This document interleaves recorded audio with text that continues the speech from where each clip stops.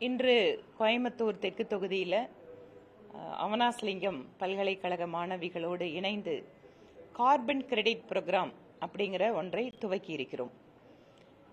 எதுக்காக இது அப்படின்னு கேட்டிங்கன்னா, நமக்கெல்லாம் தெரியும், மரங்கள் கார்பன் டை ஆக்சைடை எடுத்துக்கொண்டு நாம் சுவாசிப்பதற்காக ஆக்சிஜனை கொடுக்குது.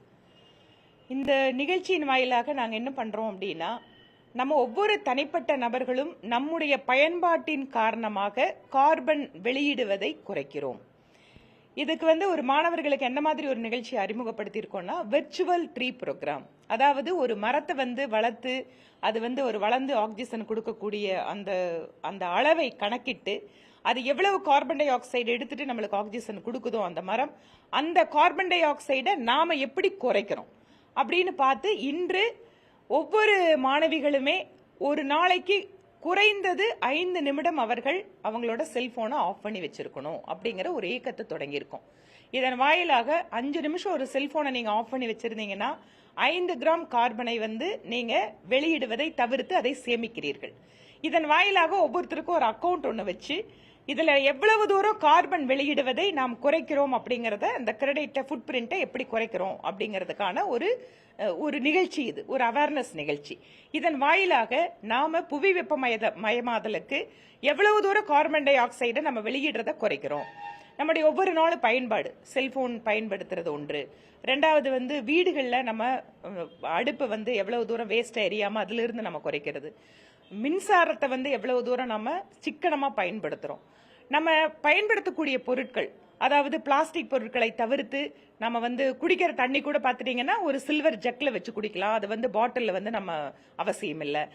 அதே மாதிரி மண் பாண்டங்கள்ல தண்ணீர் வைக்கலாம். பிளாஸ்டிக் கேனுக்கு பதிலா பிளாஸ்டிக்கோட பயன்பாட்டை சிறிது சிறிதாக குறைப்பதன் வாயிலாக கார்பன் வெளியிடுவதை ஒவ்வொரு தனிநபரும் குறைக்க முடியும்.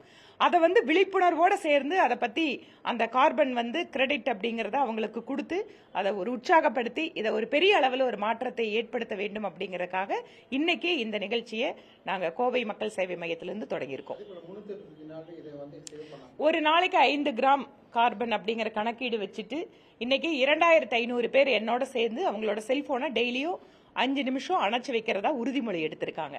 இதன் வாயிலாக ஒரு வருட காலத்தில் இந்த 365 நாளும் இவங்க தொடர்ச்சி அதை பண்ணாங்கன்னு சொன்னா 182 மரம் வைத்து வளர்ப்பதற்கு இது சமமானது. அதனால மரம் வளர்க்கறதுக்கு ஆசை இருக்கு, ஆனா அதுக்கான இடம் இல்ல, அதை பராமரிக்கிறது கஷ்டம் அப்படின்னு நினைக்கிறவங்க கூட விர்ச்சுவலா இந்த மரத்தை வளர்த்தலாம். எப்படின்னு கேட்டீங்கன்னா, ஒவ்வொரு நாளும் 5 நிமிஷம் நீங்க செல்போனை ஆஃப் பண்ணி வைக்கிறது. அது 10 நிமிஷமா இருக்கலாம், 15 நிமிஷமா இருக்கலாம், இல்ல ஓவர் நைட் அந்த பீரியடா இருக்கலாம். சோ இதன் வாயிலாக நாம கான்சியஸா எந்த அளவுக்கு நாம வெளியிடக்கூடிய கார்பனை குறைக்க வைக்கிறோம் அப்படிங்கறதா இதனோட அடிப்படை. என்னங்க, செல்போன் இல்லாம இன்னைக்கு மனுஷனோட வாழ்க்கையே இல்லைங்கிற அளவுக்கு ஆயிருக்கு. இன்னைக்கு காலையில எழுந்தோன்னா பக்கத்துல நம்ம குடும்பத்துல இருக்கிறவங்க எல்லாம் இருக்காங்களா இல்லையான்னு பாக்குறதுக்கு முன்னாடி நாம பாக்குறது செல்போன் அப்படிங்கறதா இருக்கு. இன்னைக்கு உலகத்துல அந்த செல்போனோட தாக்கம் அப்படிங்கிறது எல்லா பக்கம் இருக்கு. அதுலயும் அமங் யங்ஸ்டர்ஸ் ரொம்பவே ஜாஸ்தி இருக்கு. இன்னும் ஒரு சில இடங்கள்ல அது ஒரு வியாதியா மாறிட்டு இருக்கு. கொஞ்ச நேரம் பேசிட்டே இருப்பாங்க, அந்த செல்போன் எடுத்து பார்க்கலன்னா அவங்களுக்கு பதட்டம் ஆயிருவாங்க. இது கிட்டத்தட்ட ஒரு போதைக்கு அடிமையாகிறது மாதிரி செல்போனுக்கு இன்று மக்கள் அடிமையாயிட்டு இருக்காங்க. அதனால இதுல இருந்து கூட சிறிது சிறிதாக இந்த மாதிரி முயற்சிகள் வாயிலாக இதை மாற்ற முடியும் அப்படின்னு நம்புறோம். அதை இளைஞர்களிடமிருந்து துவங்குறோம் நாங்க. அதிலும் குறிப்பாக மாணவிகளிடமிருந்து துவங்கி இருக்கோம். நன்றி.